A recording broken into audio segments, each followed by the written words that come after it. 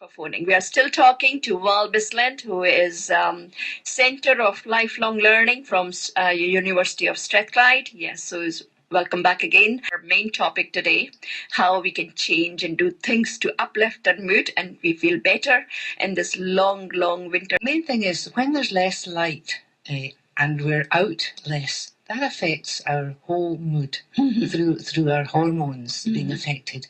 And we don't produce as much serotonin, which is one of the hormones that makes us feel happy. Yeah. So one of the most important things to do, even on a dull day, is try and get out for half an hour.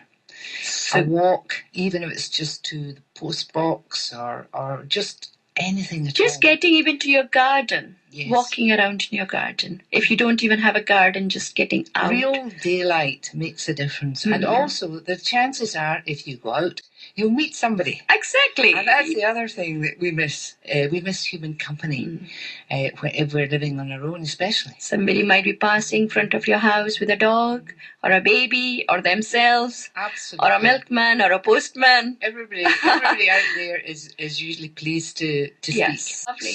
So important not to feel isolated. Exactly. Because winter can make people feel a bit depressed. 8 out of 10 people feel their mood affected by the winter. And if it's very severe, it's called seasonal affective disorder, SAD. And that can really be quite bad for some people, and they need to seek help. They shouldn't struggle on their own if it's very, very bad. Believe it or not, your brain's got a happy side. That's the left side of your brain. The right side is showing a lot of activity, and that's often a sign of the person's feeling a bit sad. That is very, very scientific and interesting to hear that, which is really amazing. It is amazing, and it's so good that they know this, the psychologists know this now, the neuroscientists, and also they know it's not fixed. Yeah. You can shift it through the sort of activities you have. There's things a person can do, and there are things we can do as good friends and good neighbours, because that's so important to not see ourselves as isolated people. Exactly. As part of a community. Exactly. So in my teaching work, I try and spread these ideas and also get ideas from the people who come to our classes, who are all,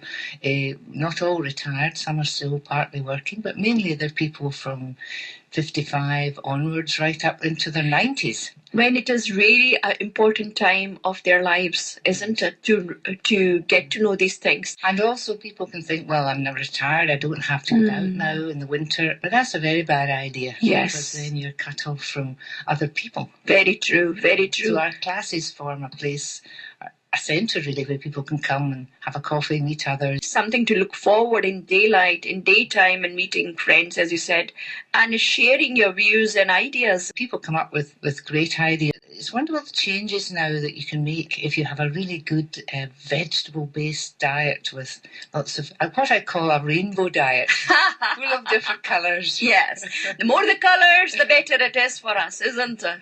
Especially in the winter time, when you're not getting the same amount of exposure to sunlight. And I think sunlight is so important, isn't it? Even half an hour, they say half an hour of daylight, even if it's a dull day.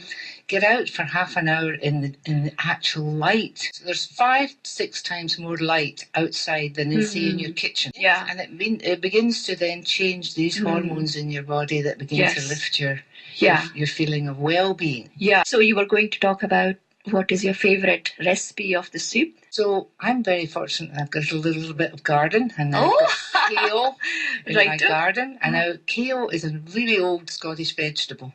Everybody in the old days, when there was very little fresh vegetables available, they grew some kale, and it's now suddenly become one of the superfoods. Yes, it is superfoods. Yeah. And so I try and get kale in my diet every day. In fact, I've got a slow cooker now, and I just put it on in the morning, and it simmers away beautifully, and I can have a plate of it whenever I want. I think as it's proven, kale is wonderful, which has loads of actually antioxidants, and turmeric, as we always know that it has antibiotic actually in a positive way, not in a negative way. It has all natural herbs which is coming into your body, so you'll not get coughs and colds. All these are wonderful foods to keep you well in the winter. Very true. So wonderful. You don't. Only thing you have to do is trim the vegetable, dress the vegetable, Yes. and that's it. Nothing else. It actually also contains calcium,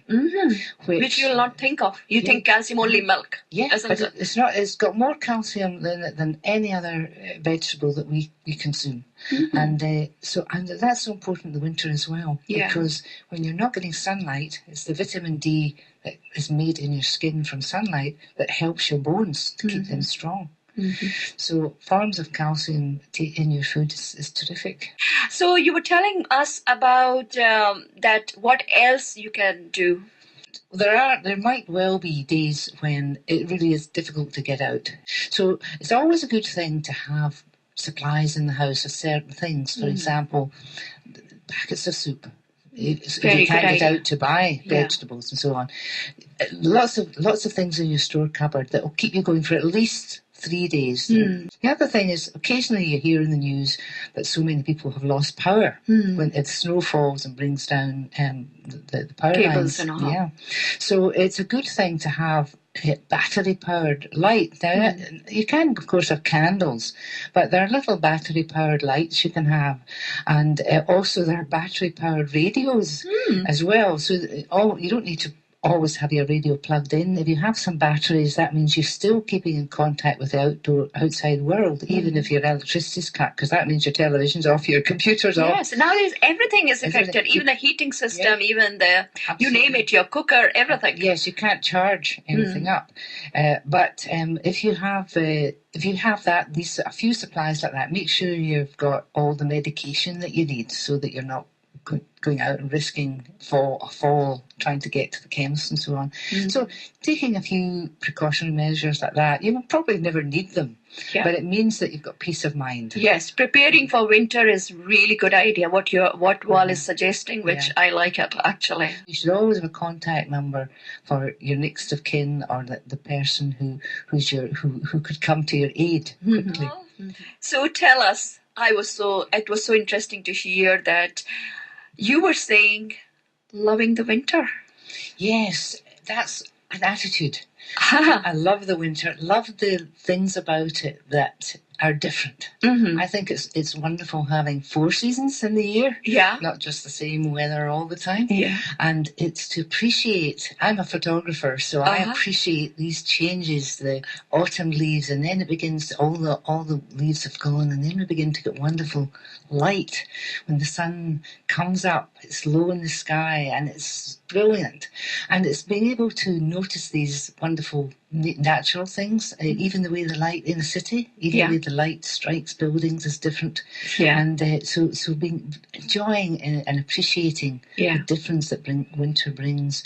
Because I think life will be monotonous if it is all the time same, isn't it? Yes. It will be so boring and dull.